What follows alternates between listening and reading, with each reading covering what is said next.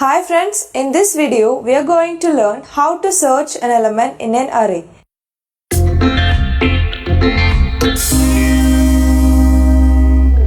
First we have an array of size 5 or we have an array of 5 elements. Here we are checking if 5 is present in the array or not.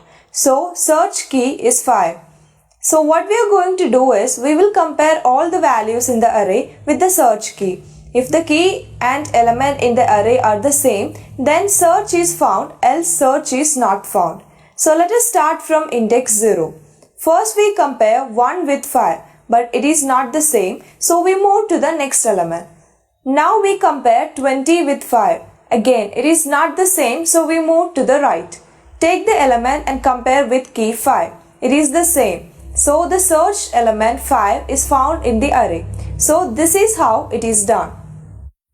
Now let us see what happens if the key is not present in the array. So again we have an array of size 5 and here the search key is 100. Now we will start comparing the key and the elements in the array. So let us start from index 0. So 1 will be taken and compared with 100. It is not the same. So we move to the next element. Take 20 and compare with 100. Again it is not the same. So we move to the right. Take 5 and compare with 100. Again it's not the same value. So we move to the right and take 78 and compare with 100. Again not the same. So we move to the right, compare 30 with 100. Still we are unlucky, it's not the same value. And there are no more elements in the array now. An array is completely visited and 100 was not found. Now let us see the code for implementing this program. So we have the function search to do this job. And we are passing the array, the size of the array and the key to be searched into the function. Here we have an array of size 5. So the variable size will be holding value 5. And we are searching for element 5. So the variable key will also be holding value 5.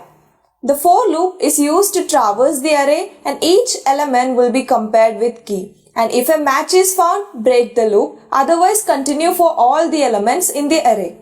So let us see how this works. First we have I equal to 0 and 0 is less than 5. So condition is true. So compare 1 and 5 and the comparison returns a false. Now I is incremented and becomes 1. Now 1 is less than 5. So condition is true. So compare 20 and 5. The comparison returns a false. Now I is incremented and becomes 2. Now 2 is less than 5. So condition is true. So compare 5 and 5. Now the comparison returns a true. And it will come out of the for loop and returns 1. And the search is found. Now let us see the second case if the key is not present in the array. The array is same with size 5 but the search key is 100 here. So first we have I equal to 0 and 0 is less than 5. So condition is true. So compare 1 and 100 and the comparison returns a false. Now I is incremented and it becomes 1. Now 1 is less than 5. So condition is true. So compare 20 and 100. The comparison returns a false. And I becomes 2. Now 2 is less than 5. So condition is true again. So compare 5 and 100. Again the comparison is returning a false. Now I is incremented and it becomes 3. Now 3 is less than 5. So condition is true. So compare 78 and 100 and the comparison returns a false. Now I is incremented and it becomes 4. Now 4 is less than 5. So condition is true. So compare 30 and 100. The comparison returns a false and I is incremented and it becomes 5. Now I equal to 5 and when we check if I is less than 5, the condition is false. So it will come out of the loop and returns -1 and the search is not found. So this is how it works. Now let us talk about the time complexity. The best case will be when the key is present in the first position of the array.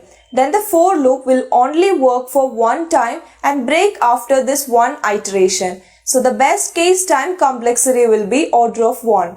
And the worst case will be when the key is present in the last position of the array.